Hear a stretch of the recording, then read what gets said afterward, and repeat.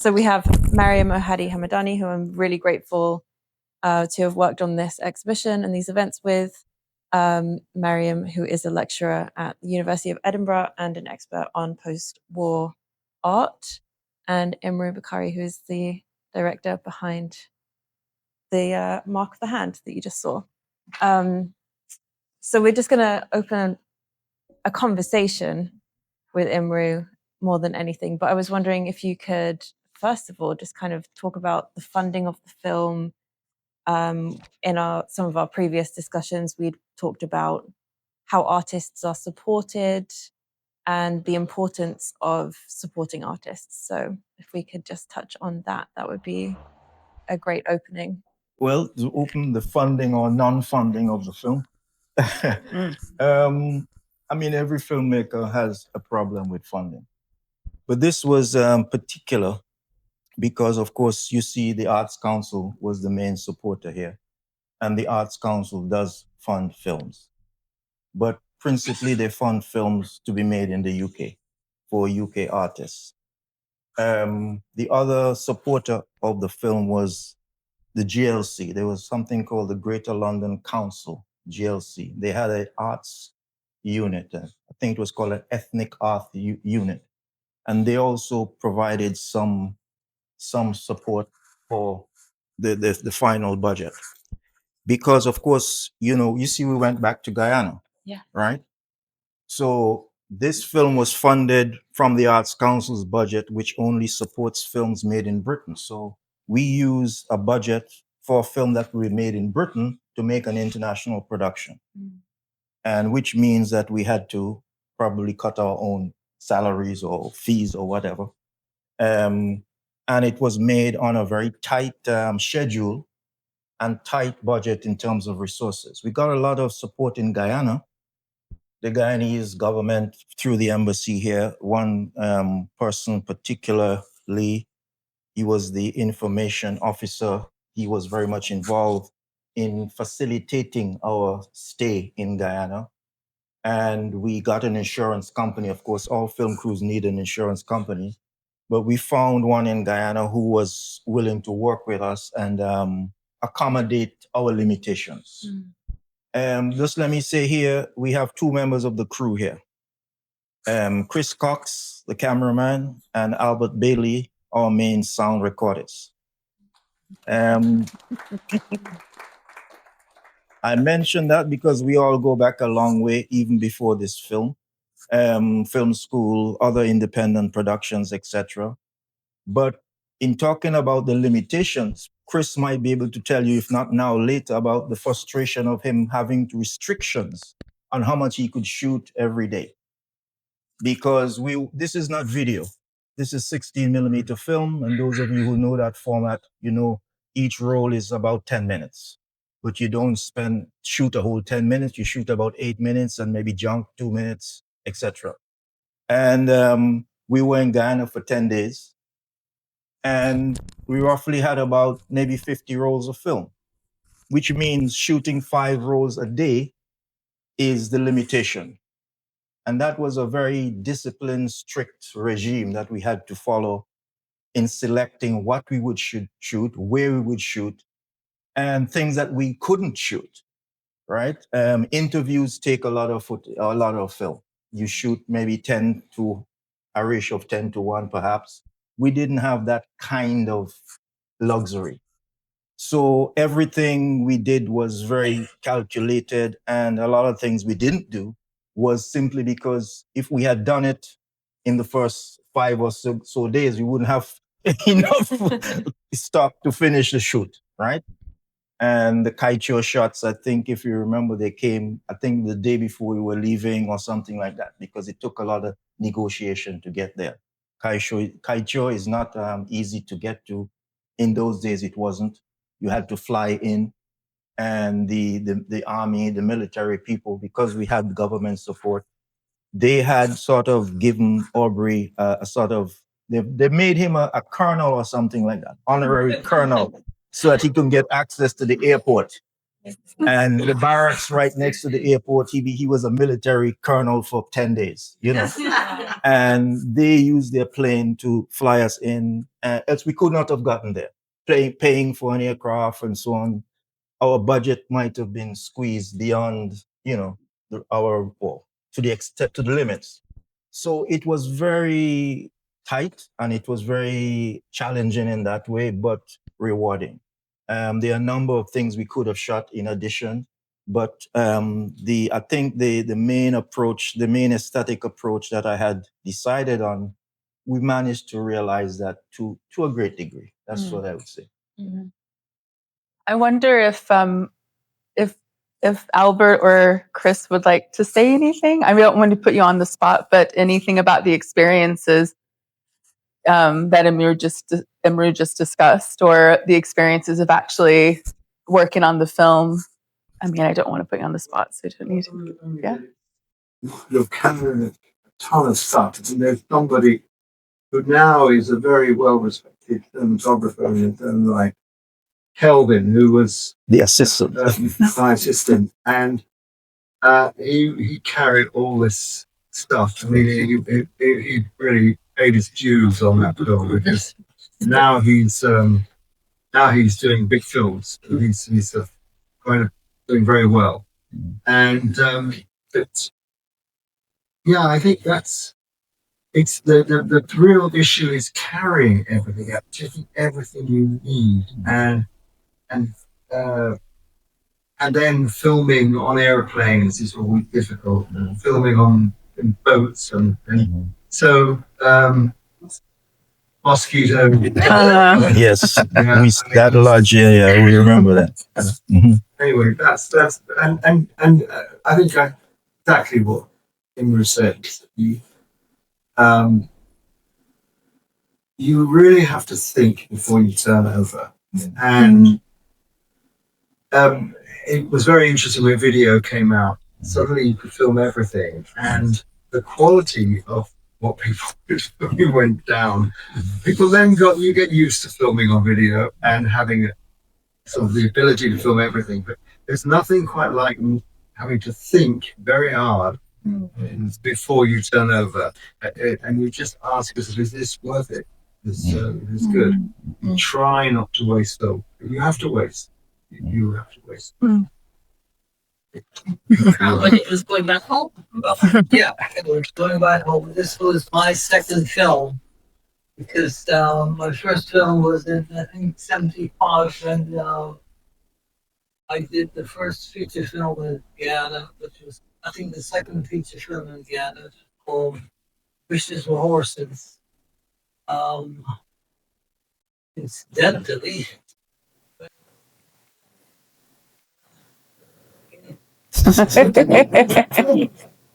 wishes became more than a horse.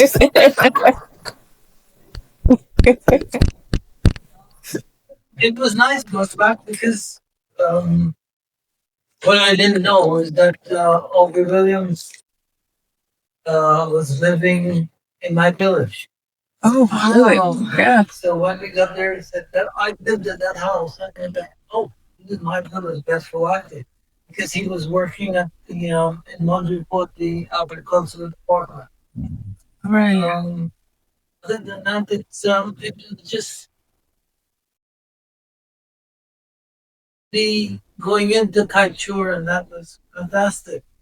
But before that, I had spent a lot of time in Brazil, in the jungle. So it was like coming home again, because in 1980 I spent 5 months in the jungle in Brazil. Chris was there with me for 3 months, and then I went back for punishment. Stayed you once for another 5 months, and then 4 months. It was 83 for another 4 months in Brazil. And what was interesting is that we were with the indigenous Indians the whole sort of period of time, which basically connected up with the film with Aubrey, because all his was about the certain indigenous Indians and the Mayans, or that sort of Mayans and the things. history. So it all sort of made one full circle. Yeah. I think also that underlines the continental dimension, because of course, when people talk about Guyana in England, they talk about something called the West Indies.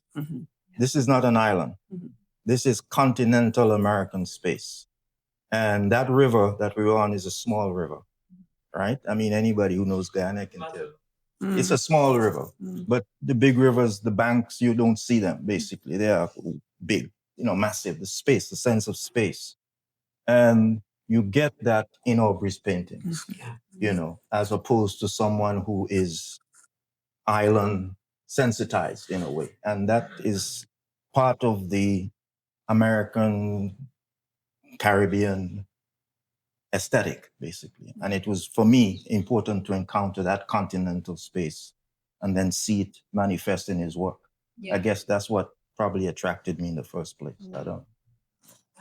I want to ask about that, actually, because to me, it's sort of like an anniversary of sorts, right? This film takes place 40 years after a really significant moment in his life that he always talks about. Even before this film, he talks about how the time between 47 and 49, when he was in Hosororo, among the Waro community there as an agricultural officer, this was a defining moment for him. And you see it. I mean, you get such a strong sense of it in the film.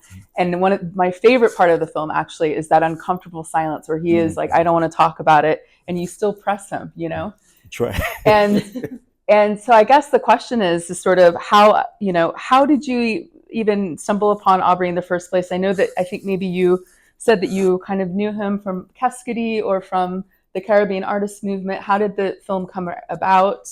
Why this 40-year period? Well, okay, there are two different things here. I began to know of Aubrey because he was part of an artistic community in London, in Britain, and London in particular. And I was associated with the Keskadi from the 1970s. And he used to come around like a lot of other artists. We can name them: Winston Branch, Frank Bolin, people like Roy Kabu, who people say wage his work, and other artists who were associated with the Keskadi Center or just used it as a touching base, a contact point for the arts, basically. That's what it was. But I had seen his work in, you might say, group exhibitions, one or two, literally one or two. But it wasn't until I saw his Shostakovich exhibition in 1981 at the Commonwealth Institute, which is no longer a venue, but it was a venue on Kensington High Street. It's now the Design Museum. It's now the Design Museum. Well, they had a space which was an amazing gallery space because it opened with light coming from the gardens and so on, natural light. And when I saw his paintings in there, I mean, you see the size of his paintings, and a room that can fill those and still have space is what the Commonwealth Institute had. I was immediately blown away, in the sense that I found a great sense of attraction and instinctive identification with this work. All abstract work, but very evocative of something I seem to know, right? And I did an interview with him. I did a review of the work. And then I kept in touch, gradually growing more and more in touch with him. Then he joined the October Gallery, did another exhibition there. When I went to work there was a BBC program called Ebony, coming out of Bristol. I worked there for about a year, and I did a feature on him of an exhibition which he did at the October Gallery. And after that, I decided, look, I want to make a film about this guy. And by that time, we had been talking and becoming more familiar with his work and him as a person. And I decided I want to make a film about him. But I didn't just want to make a film about him. I wanted to make a series of films about artists, Caribbean and African artists, and the way in which their work related to their lives, and as part of bigger communities. So I actually planned a series of films. This was the first one, to be the first one. The other one was about African Jamaican sculptor, a guy called Capo, His name is Capo, known as Capo. He was a sort of African spiritualist. He had his own religious spiritual movement in Jamaica, and he did sculptures and paintings out of that experience, that spiritual experience. And he was one of the artists. The other was Taiwo Jegede, Emmanuel Jegede, who was a resident at the Cascade Center. He's interesting too because he was a young sculptor, dynamic, amazing sculptor, working out of the Yoruba tradition in Nigeria. And all of his sculptures were linked to poems and stories. And he used to perform his poems in relation to these sculptures. They all had a sort of mythology around them. And he was one of the resident artists at Cascade, and I wanted to look at that into Yoruba culture and how he was expressing it as a contemporary artist. And the other was a guy I got to know, South African exile, called Dumile Feni. He did like album covers for Hugh Masekela, people like that, but he came out the anti-apartheid movement. And again, his work was very much linked to that and exile and so on. So we got to do Aubrey, but we didn't get to do the others. Wow. Nobody was interested, basically. And even Aubrey's film, it was very difficult to get people interested in the Arts Council beyond the guy named in here as the executive producer, Rodney Wilson, who was an arts officer there. And he was familiar with Henry Martin, who was my colleague in Kumba Productions, one of my colleagues. So they had that relationship on films before. So he was able to push it through. And with the support of the GLC, we did it. But nobody else was interested in the other artists. And why would you want to make a film about them? You know, etc. This is something that we had touched on as well in previous conversations, the biases that have existed in the art world and what those are and how they still manifest today, and the challenges that artists face due to certain biases, racial biases, you know, different identifications that people aren't necessarily open to exploring. I wondered if you could just touch on that, because we had discussed that the AGBI is 1814, yeah. I don't look to Brad. So we've been around, and we were around in the 60s, 70s, 80s.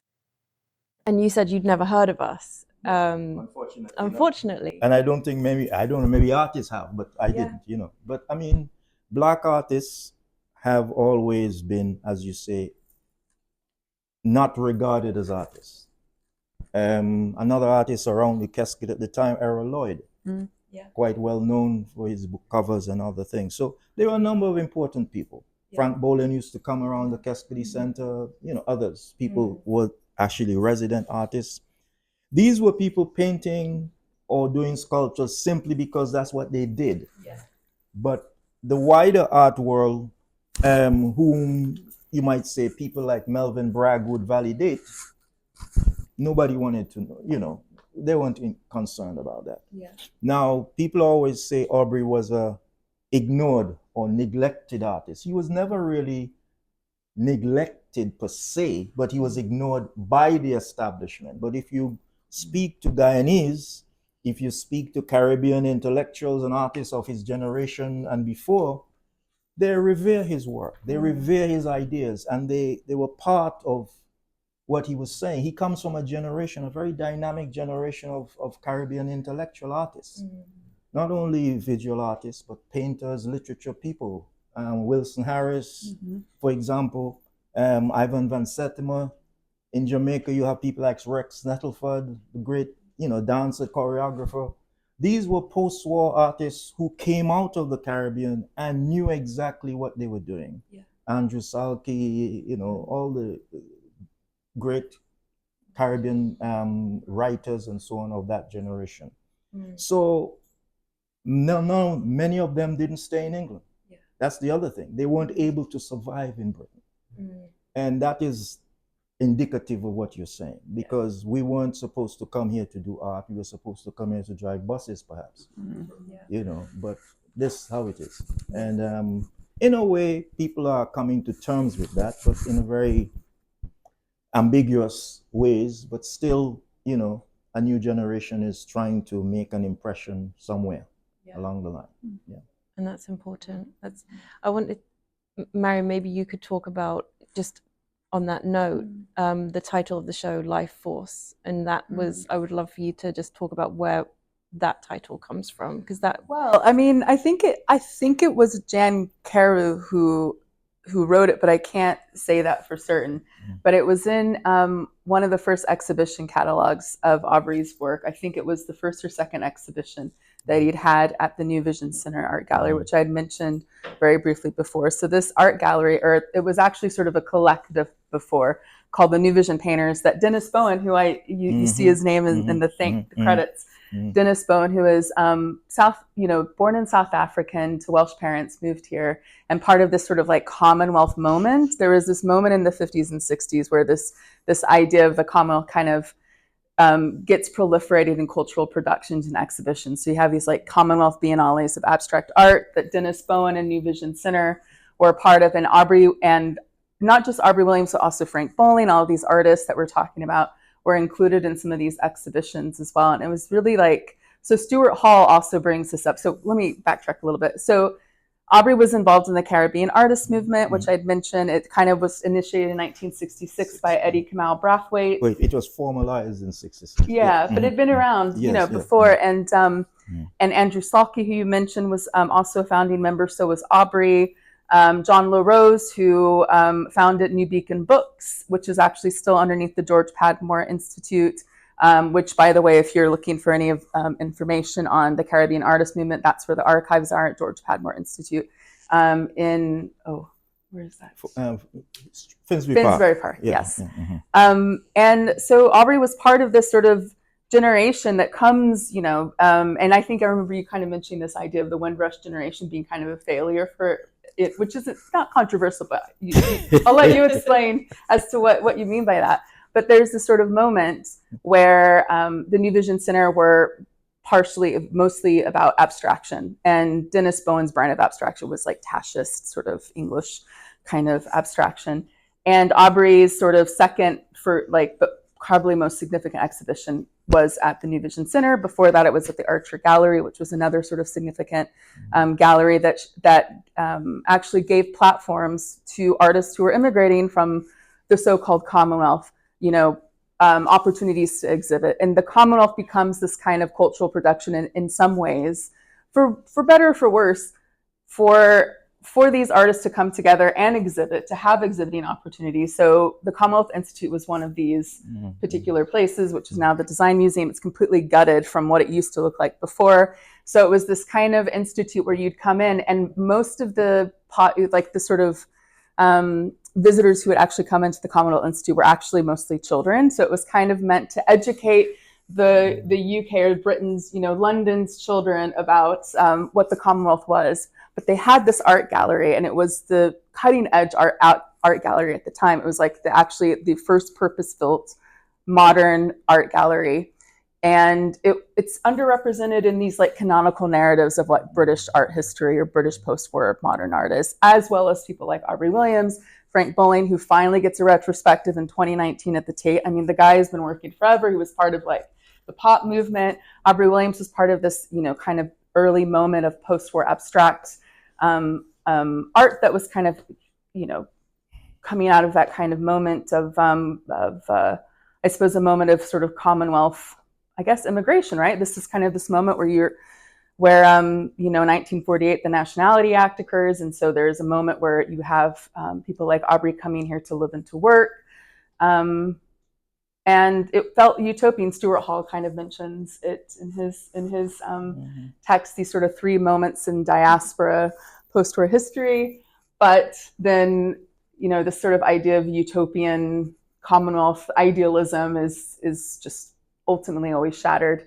But I'm gonna, because you touched on so many things here, because I don't see the Commonwealth as a utopian idea. It's more organizing space. Yeah. For me, Aubrey Williams is indicative of a generation that emerged after 1945. Yeah. But in order to understand that generation, you have to understand the Caribbean in the 1930s, right?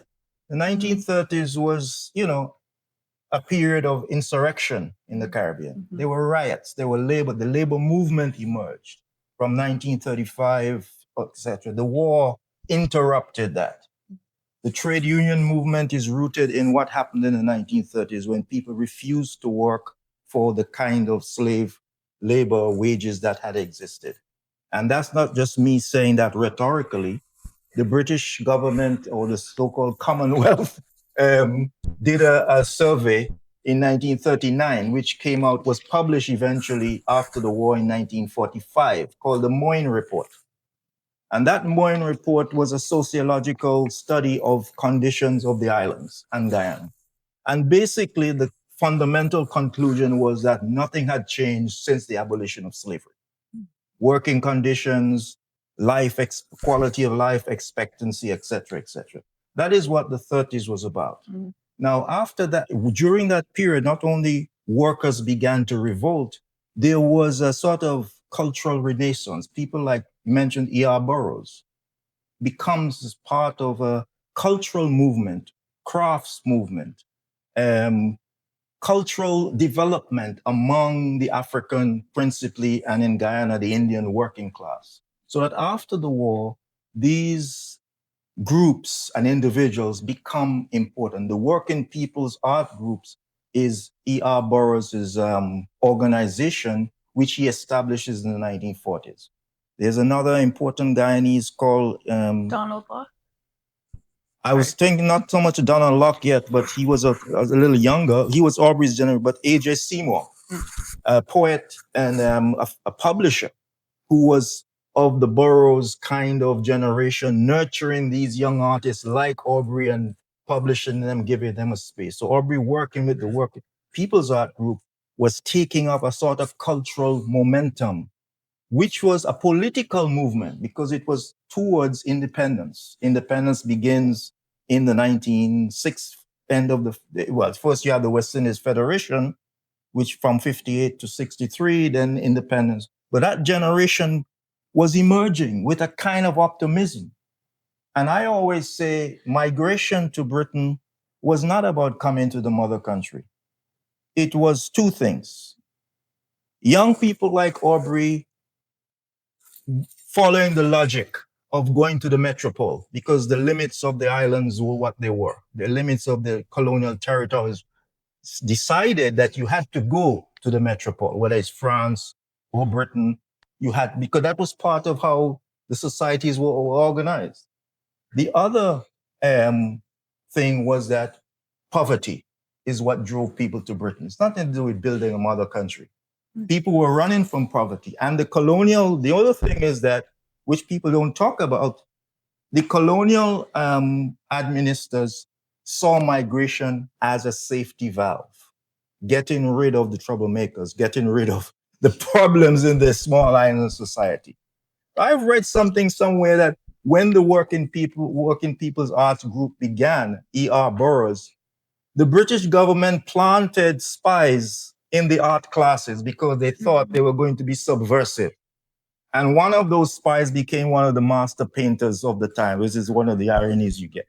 But it shows you they were a threat to just organizing themselves as working people, whether it's the art or politics. Now, Guyana has a very interesting history, and there are people here who know Guyana's history better than I do, but the radical politics that was emerging in Guyana seemed to be unique in a way, because by 1953, when Aubrey came here, he came here, I guess, the same year or the year before, Guyana elected, let's say, a left-wing government, right? The People's Progressive. Which was overthrown by the British government. Britain staged a coup to eradicate a democratically elected government in a Caribbean country. Okay, no, that's the kind of politics you had. Okay, the Cuban Revolution didn't take place till 58, 59. So you see where things were happening. So there was a kind of fervor. And one of the things you will read about Burroughs is that he was always interested, one, in the indigenous Amerindian culture, as well as the urban working class culture. And he wasn't painting, you might say, figurative. All of his paintings, little I've seen, are abstract. They're all about style. They're all about very aesthetic. He wasn't just trying to paint still life, as it were. He was using what today would be called avant-garde materials, bagasse, crocus bags, cloth, glass, rope. All of these things he was using as part of his artistic creation. So this is in the 1940s. And you think, wait a minute, people are still trying to work out, what an orange should look like on a canvas. You know what I mean? But these guys were into abstract painting simply because the environment around them presented itself as an abstract aesthetic. And I always say, even though the association with the New Vision and other, you might say, progressive avant-garde artists in Britain was where these people found a home, in the Caribbean, ordinary people appreciated Aubrey's work. And, I wouldn't say that if I didn't hear people tell me that over and over again. They didn't see it as abstract. They don't see it as difficult. They don't see it as, oh, we don't understand what it's saying. They understood it as an artistic expression which spoke to them in a kind of intrinsic and elemental kind of way, because they lived the life, whether in the urban environment or in the expanse of the natural environment. So that's the kind of people you had here in the migrating in the 40s and 50s. And my approach to the Windrush is there's a lot of nonsense, basically. It's a way of domesticating Black people in Britain. That's my... Just one person that we should mention. He was a painter and sculptor. That's Horace Ovey. Horace Ovey was a filmmaker as well. Yeah. Into sort of filmmaking. Yes. Always with that cultural heritage being pointed on. And you mentioned Donald Luck. And it is no accident that his son, Hugh Luck, is doing what he's doing. That comes from a tradition of Caribbean and particularly Guyanese work, right? Donald Luck has written about E.R. Burroughs and the impact that he had on him. Because Donald was also part of the working people's art class. They were all influenced by it. All of them. I mean, Aubrey was a student and then an instructor. Donald as well. Donald he graduated from the University of Edinburgh, where I work at ECA, Edinburgh College of Art, where he got his master's degree. And so Hugh was born in Edinburgh as well. And Hugh Luck's, whose exhibition is at the British Museum right now. And I think it closes on the 9th. So if you haven't seen it, you should go see it.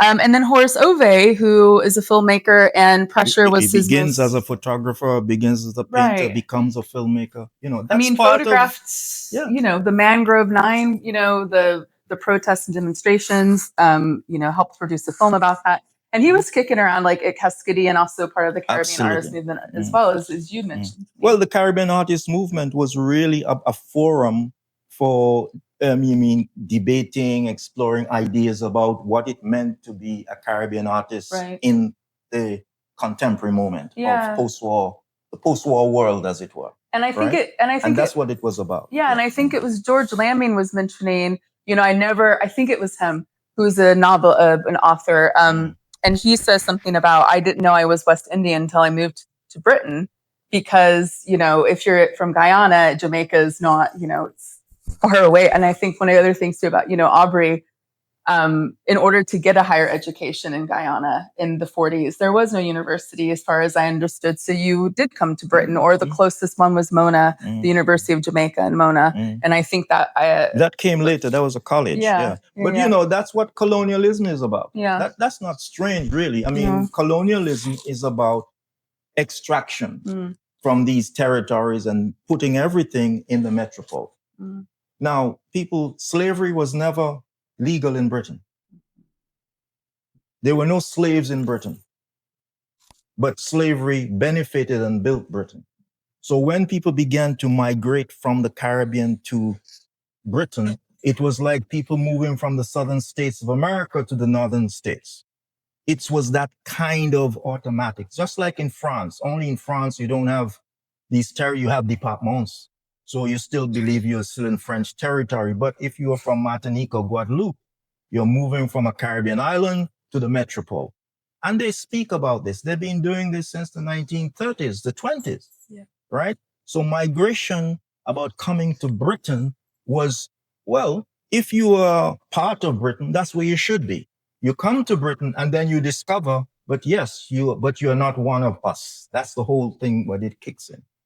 So the whole idea of Britain and slavery is that all the merits and the privileges were lodged here, the Caribbean being stripped in terms of, etc. But nobody realized where these riches came from. And when people come off boats and they say, we are here now, they say, why? Mm. And these are some conversations that you would have with Aubrey. Is that correct? Not in this. My conversations with Aubrey was really about food. But no, painting as well. He was knowledgeable about painting, and my curiosity about the work he was doing and his own experiences, because he did a lot of work, not only in Guyana, he did a lot of work in Jamaica. During the 70s, he spent a lot of time in Jamaica doing murals, for example, working with Rastafarian communities, working with all kinds of communities in Jamaica, for example.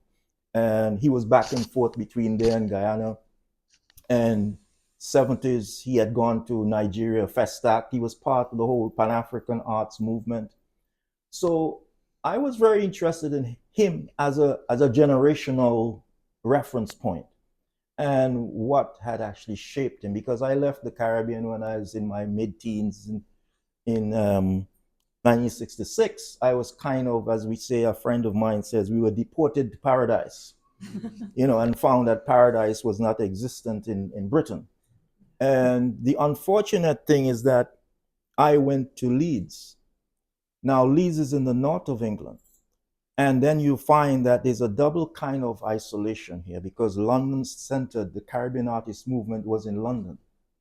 So I didn't really discover the Caribbean artist movement until maybe the end of the 60s, 3 years after I had arrived, but then it was in its kind of demise. Mm-hmm. But I discovered it through John LaRose and people like that, and my growing contact and my own interest in arts. And I have two friends here who were part of that movement in Leeds, because we were young people trying to be artists, wanting to be artists, and pursuing the arts. Some of us professionally, others simply because it was part of what we did. Yeah, we had a group. But I am my own. Pardon? Did you study literature? I studied film theater, but I was attached to I spent a lot of time in the English department at Leeds University, where a lot of Nigerian students and African students used to come to do their masters. So I got immersed in African literature, African theater. People like Wale Soyinka had gone there, for example, in Ngugi. So the African Studies Department at Leeds, the English Studies Department at Leeds, which is linked to the University of Ibadan, was very much, I was immersed in African theater from there, and I studied art in Bradford.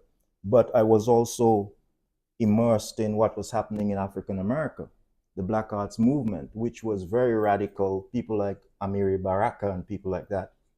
And what they were trying to articulate, an African-centered theater, African-centered ideas about art and artistic production.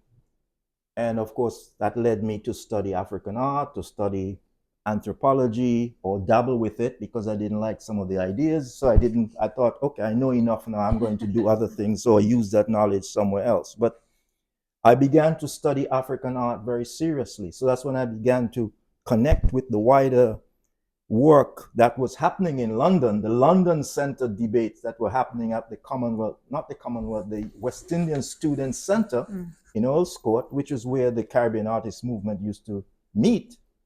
People like Wilson Harris and all of these people, I began to read their work. It all began to come together for me as a filmmaker, as a writer, theater person, etc. But it was Leeds in those days took a long time on the train. And this country is very London-centered. Mm-hmm. And as a young person, I didn't have money to, travel, but it took a time. It was for me, it was very traumatic years. I didn't like Leeds at all. The isolation was just, I left the Caribbean at a very critical time when a lot of things were beginning to happen from 1960, between 66 and 70. A lot happened in the Caribbean. Revolts, Walter Rodney, all of that stuff. And I didn't want to be here, sort of thing. So the Caribbean became important. What was happening, people I connected with. But really what I'm saying is my discussions with Aubrey was about filling in those gaps. And as I begin to meet people like Errol Lloyd and so on, we begin to see, oh, this is what they were doing in London. And this is, okay, let's pull it together. And then we began to become more mobile and connect into that. But my interest, Horace Ove, became important because, of course, he produced films in the early 70s. And by mid 70s, feature films, etc. That's how I met people like Menelik Shabazz and Henry Martin, and we formed our own independent company, which is a very different experience from others who became identified with the 80s. Yeah. And I mean people like Isaac Julian and John Comfort. There's a different generation. Yeah. They had more or less grown up here and felt comfortable with Britain. Yeah. We didn't feel comfortable with Britain, and we knew what we wanted to do. We had a confidence and a reference point which was beyond Hackney or beyond Brixton or beyond Britain. Yeah. So that was what informed our approach to our existence here and set us apart in a lot of ways, But my discussions with Aubrey was, I spent a lot of time just listening to him. I mean, I don't remember a time sitting down and interviewing him per se in my research. A lot of the time I used to go to his house, meet him, and we'd talk. Yeah. We'd listen to music, we'd talk, and I would go away and just reflect, come back, and I mean, I suddenly realized I got to make a film because that's what I do. Let's do it. How do you do it becomes an important thing. And I didn't want to make a film that illustrated his work. I didn't want to make a film that rationalized his work in terms of European art. That would have been a useless exercise. And I knew that, as a filmmaker, once you put the camera in front of a painting, it's no longer the painting, it's an image of the painting, So we're going to devise a way to respond to the work. I saw the Shostakovich exhibition, then I saw the Al McMahon exhibition and thought, we mounted a special exhibition you see here in Piccadilly. It was the old Arts Council. They had an office or a building in Piccadilly, a bit of being forum, what do you call it, foyer kind of area. And Corina McNeese, who used to work for the October Gallery, did our art direction, but we designed it in that way that we could see the pictures as though they were in a jungle, in a sort of random different layers and so on, which we tried to recreate with that trip down the river, exactly. Which was... Did Aubrey collect pre-Columbian? Oh, yes. And you can see also in his studio, in his home, you see a telescope, right? You saw he was also an astronomer. He was a keen stargazer. Wow. And he was a serious person in terms of the whole science of it, how it relates to cosmology, how it relates to environmental issues, etc.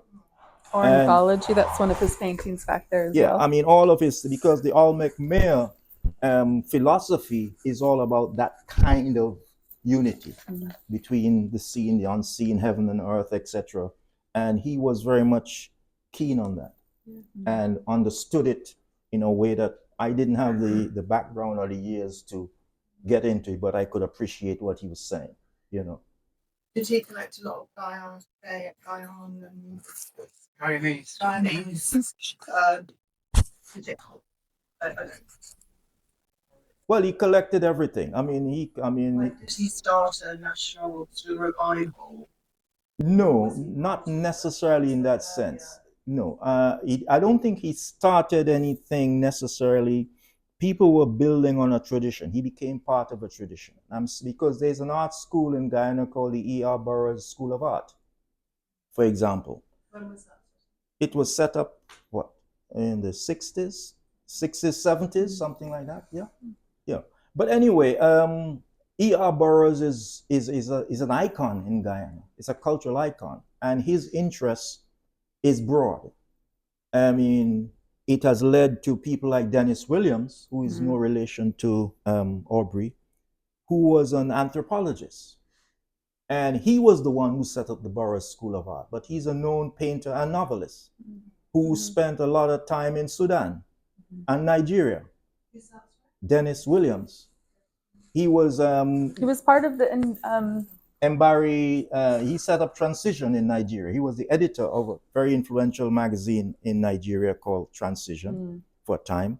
And he spent a lot of time in the Sudan. And if you read Sudanese art history, they were doing amazing things since the 1940s, you know, and Dennis Williams went there in the mid-60s. Yeah, and before that, he was here as part of the sort of constructivist movement. So he was in circles with Victor Passmore and Richard Hamilton, and also is sort of left out of those narratives as well, but was in these exhibitions of constructivist, British constructivism. Not only that, his book on African art, people don't teach it in art college, but I always tell people, if you want to know anything about African art, read Dennis Williams' book. It's called Icon on Image. Yeah.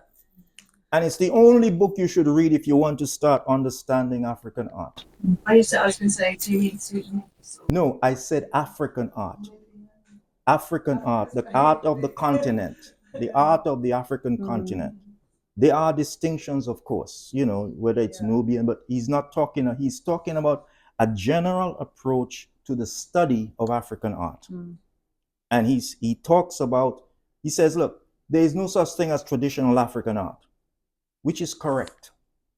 African art was never traditional. What you refer to is the sacred art of Africa, right? And then you talk about modernism and African modernism, right? Nobody talks about African modernism. I talk about it. Because, of course, how can Africans be modern? They're supposed to be primitive. Their work is in the British Museum in the cellar where nobody's supposed to see it because it's prohibited to the eyes. But this is what Dennis Williams' work is about, understanding African art in its own terms, on its own terms. The modern African artist does not produce sacred art. They produce art which is a mixture of the sacred and the contemporary, right? It has a different function now. But one thing I'll tell you about African art, it has always been abstract. I think Dennis said the same thing. Okay. And he was involved in these movements. Why is that important? But why is that important? I'll tell you why I think that is important. Because in Europe, abstraction is supposed to represent a high intellect. Abstract thinking. The realist is the mundane, naive. Now, if you have Africans who are supposed to be primitive and kind of stupid, how can they be doing abstract art? That's the paradox they come up against. African art has never been, you know, realist. Even the Benin bronzes, those faces are not real. They are supposed to be spiritual. They're sacred. Okay? They are also figuratively, they distort the human form. You look at all the African sculptures, all human form is, you know, when I went to art school, they put a naked woman in front of you and say, paint what you see, like a photograph. And after a few months, the guy said, you will never be a painter. I didn't want to paint naked women. Okay? It's simple as that. Why is European art, focused on the human, replicating the human form in a three-dimensional object? African art has never had that preoccupation. Now, when I talk about African modernism or modernist African artists, is about how African artists have moved beyond the sacred, which is, you might say, ethnically centered, to a more cosmopolitan you might say, eclectic approach to expression, dealing with issues of migration, even with issues of colonialism, etc., etc. Right? Twin 77, the Mbari people of Nigeria, they are modernist artists. They're coming out of a Yoruba tradition, but they're modern artists. And Dennis was also involved in the Mbari Artist He was Club involved as well, after he as left the Sudan. He school went in to Sudan. Nigeria. Yeah, Then he went back to Guyana, and that's when he established the Burroughs Art School and more work with the Native Indians, etc. But Burroughs, that is Burroughs' legacy. Burroughs was concerned with what was happening in the market, the urban markets, but also with the landscape and the indigenous people. So Aubrey was part of, and Donald Locke was part of making that a reality, a sort of legacy of Guyanese art in particular, but Caribbean art in general. I think we have time for questions, but I think what strikes me about this conversation, leading between Aubrey, Dennis Williams, these sorts of other artists, Aubrey also knew Dennis towards later on, later in the 70s, and had spent time with him in Guyana as well. But the links and the sort of networks and the connections of, artists like Aubrey who were involved in the Caribbean artist movement, Keskidi, and then this sort of transnational kind of network of intellectuals from the Caribbean and some from Africa and from those diasporas as well. But I think we might want to open it up for some questions. I know we're kind of running short on time, but maybe, it would be really great if anyone wants to ask any questions. Yeah. So I have a question. So I wasn't, Imruh, thank you for your talk. This was fascinating. So I wasn't lucky enough to meet Aubrey. I'm lucky that I'm his daughter's close friend, Maryam. She rang me last week to say she's off to Canada to see a mural that she's never seen. Yes. But I wanted to ask about the mural in Guyana, whether it's still in good condition. No, it's not there anymore. The airport has been rebuilt, redesigned, and it is now history. Yeah, I don't know where they've put it, but obviously. But, Aubrey did a lot of murals. In fact, he did, as I say, he did a lot of murals in Jamaica. He did the Dalhousie Museum murals in Canada, and there would have been other murals. He did things in some things on some churches in Jamaica, for example. Then he did the Rastafarian community. He worked with them for a long time. Now, that mural on the airport has been redesigned into something else, but I think somebody has a replica of it somewhere, might have anyway. Yeah. Thank you. You mentioned that there's a difference between sacred art and modernist abstraction. Can you tell me what that difference is and what that means for contemporary abstraction? Well, I don't know what it means for contemporary abstraction, but what I could say is that when I say sacred art, African sacred arts serve a function. Sure. It belonged to courts, it belonged to rituals, it belonged to ceremonies, etc. Yeah. It had a functional purpose. Sure. The art that the British plundered from Benin had ceremonial and ritual functions. And in that way, it was sacred. It was always sacred because the kings, the chiefs, were seen as embodiments of the divine in some way or another, right? Yeah. Through migration, through sort of cosmopolitanism, through urbanization, through moving out of villages, as it was, village states as they were, you get art which is let's call it secular in inverted commas, not serving a function, but being the artist's statement, the individual statement of the artist. So it loses a collective function. To a degree, because it becomes an individual expression as part of a community. Yeah?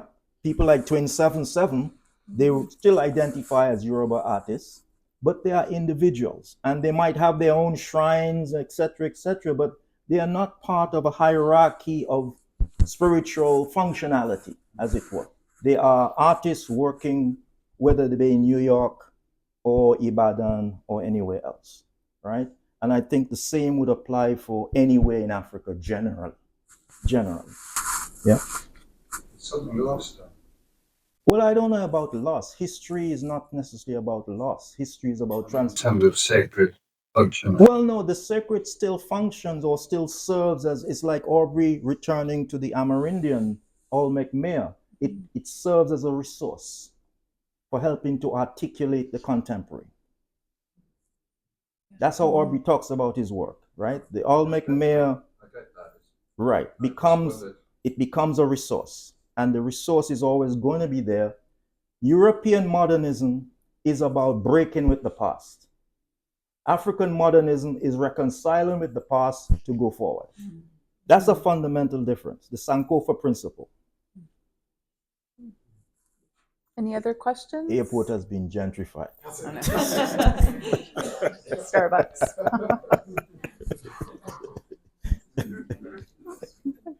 Yeah. Okay. I think we'll close up there. You will, huh? Yeah. Okay. Unless you have something. No. Thank you very much. I just want to say, I mean, I want to just thank Albert and Chris for coming. Yes. And I also want to recognize two of my older colleagues from Leeds Uhuru Arts Group in the early 70s. We were all kind of young people then. And they just happened to be in London today. And because that's a very important period of my own formation, you know, between, say, 1968 to about 74, you know, we were groping for a place, and I was attempting to be a dramatist, a theater person, a poet, and, you know, people like Linton Kwesi Johnson was part of the movement, the wider movement that we were part of, beginning to write, etc. So that was an important period. Before we connected, before I and us connected with the Caribbean artist movement, who, as I say, Leeds was an isolated place. And when I look back at those days, I think, how did you survive? I mean, I used to listen to jazz on the radio. That's how I survived, or buy records, you know. But when I became familiar with people like Wilson Harris and Martin Carter and all those writers, I began to see, well, wow, you're mad, but not so mad after all. Yeah. No, but it was very important to make that reconnection, to move forward, because that's part of Britain anyway. Yeah. Imruh, thank you so much for sharing. It's been enlightening, and I'm just so grateful. Thank you very much. Thank you so much.